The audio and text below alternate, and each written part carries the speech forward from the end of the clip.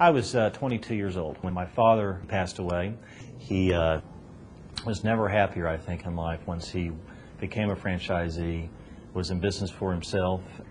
I think about that a lot. I wish he was here to see that it was continued by his son and his family, because I know he'd be very proud of it.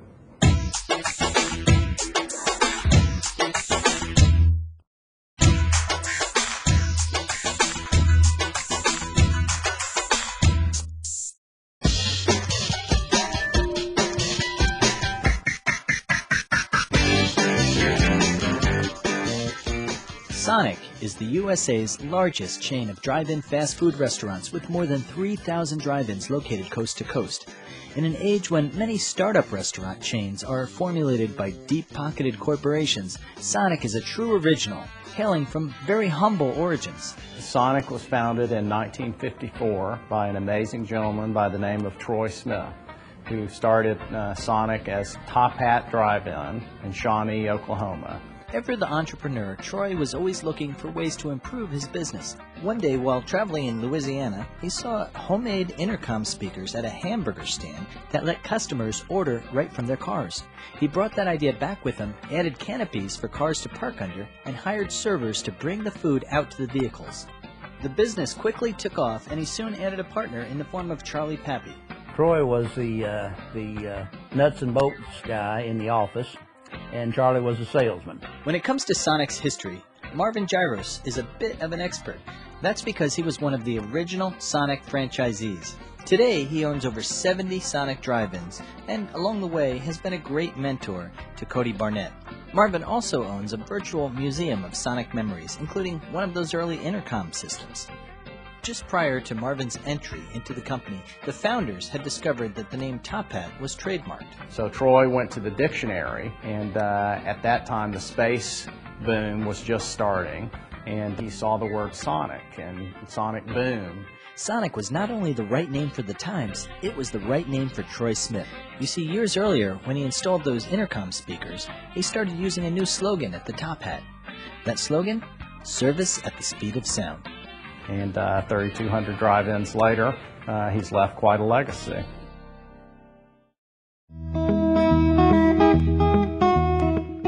I am a second-generation franchisee. My father was a franchisee before I was Sonic. There's a picture of me wearing one of his T-shirts that had Sonic Drive-In on it, and it basically swallows my whole body. I think I was 5 or 6 years old in front of my house. As a teenager, Cody was raised in a middle-class family that always stressed the value of hard work. By 15, he was holding down 2 summer jobs, detailing cars in the evening, and working days as a car hop at a local Sonic.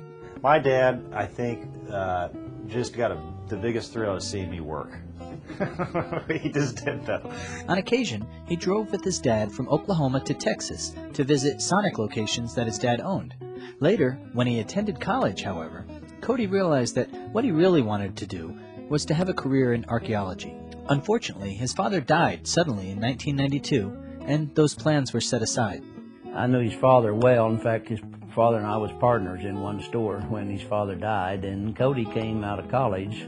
He got in there, he pitched, he learned the business, he worked hard, and he just pulled himself up by his bootstraps. The decision to take over the stores and give up a career in archaeology wasn't an easy one for Cody. On the one hand, his family could have sold the Sonic locations. However, he knew an opportunity when he saw one. My dad left the 7 franchises in very good standing with wonderful partners. However, his dad had also been at a point in his life where he was content to maintain a status quo. Cody, on the other hand, saw a chance to expand the business, which would allow him to provide income for his mother, his siblings, and his own family, while further honoring his dad's legacy. Today, some 15 years later, Cody's a multimillionaire and a philanthropist who owns over 22 Sonic locations. So let's start at the beginning. What exactly is franchising? Basically, a franchise agreement is an arrangement where someone with a good idea for a business, the franchisor, sells the rights to use the business name and to sell a product or service, which is the franchise, to others, who are the franchisees.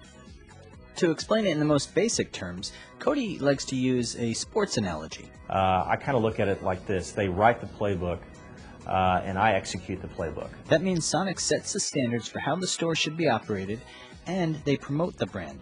In effect, Sonic does everything they can do to get customers to drive in to Cody's locations. And as a franchisee, my job at that point in time is to make sure that their experience is excellent and that they want to come back again. There are many advantages to franchising. The franchisor will supply management and marketing experience. The franchisee will have personal ownership and the benefit of a nationally recognized name. There's financial advice and assistance that's available, and normally a lower failure rate. Of course, there are many disadvantages to franchising as well, one of which is the large startup cost involved in opening a new franchise location.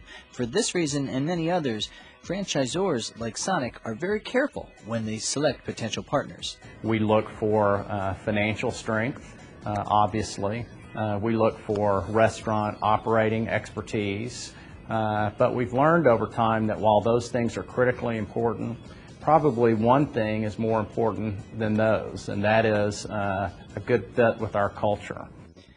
Now, given all the benefits and the safety nets that exist within franchising, does a franchisee really feel like a small business owner or an entrepreneur? As a sense of being in business on my own, I truly feel like I am. As a matter of fact, I feel like I have, at this point in time, 22 separate businesses. And that makes sense. After all, Cody takes risks just like any other startup. He chooses a location that he thinks will work, he borrows money, he pays a licensing fee to Sonic Industries, he builds the building, he buys the equipment, and he pays monthly royalty, co-op, and advertising fees for each store. Those things are my responsibilities, but what's wonderful about franchising is that I have a brand who has defined what it is that I'm selling. And so I have this wonderful support from a franchisor. Of course, franchising is just one form of business ownership. When Troy Smith began his venture in 1954, he ran it initially as a sole proprietorship, then later as a partnership, and then Sonic expanded into franchising and eventually became a publicly held corporation. Cody's company, Solus Management, is a corporation, yet he runs each of his stores as limited partnerships, mainly due to the wide number of business partners that he has. The bottom line is that choosing the right model isn't always easy, and it isn't uncommon for companies to change forms of ownership as they grow in order to adapt to their needs. It's kind of fun to look back and see how things have changed since the early days of Sonic. For example, when Marvin signed on as a Sonic franchisee some 45 years ago, the contract was drawn up by the landlord of founder Troy Smith, who happened to be a lawyer. As you can see, it's a page and a half. And I believe today our franchise agreement is 49 pages. Now, you might wonder how they determined franchise fees. Well, being a pioneer in the industry, Troy Smith was forced to come up with innovative solutions. We had the vendor who sold us our bags keep track of how many bags each drive-in sold, and we got 1 penny for every bag. But that idea of paying more royalty as your sales increase is still part of the way we do it today at Sonic. Another Troy Smith innovation was angled parking. And while that isn't tied directly to the topic of franchising, it still makes for a pretty funny story.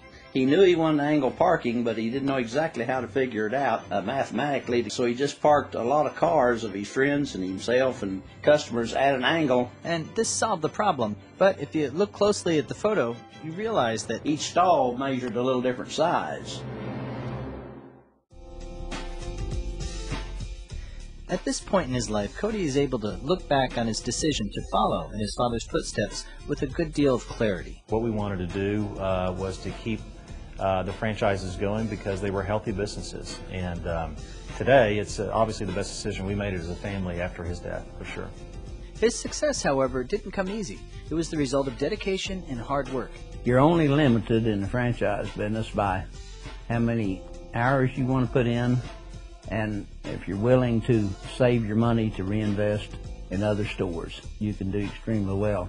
Looking forward, Cody's challenge is to temper growth with an eye toward maintaining a good work-life balance, which is something that his dad was always able to achieve as well. I think that's one of the most lovely things about franchising, being your own boss. And my dad really got that. He really understood that time is the most important thing, is the best gift you can give your children. He gave a lot of that. He understood how important it was, for instance, to be at every game that I played in while I was in school.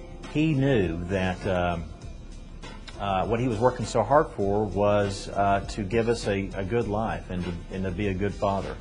The way he achieved that is being organized and being disciplined, and making sure that your expectations for your business and family are reasonable and healthy. But if you don't have a balance between both, I don't think either really can be sustained.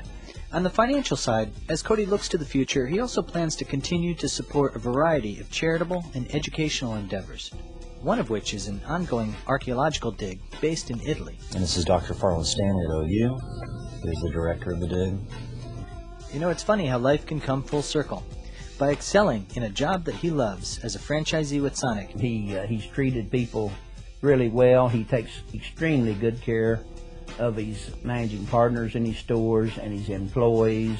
Cody Barnett has provided for his family, and in doing so has truly honored his father's legacy. His father would be extremely proud of what he's done.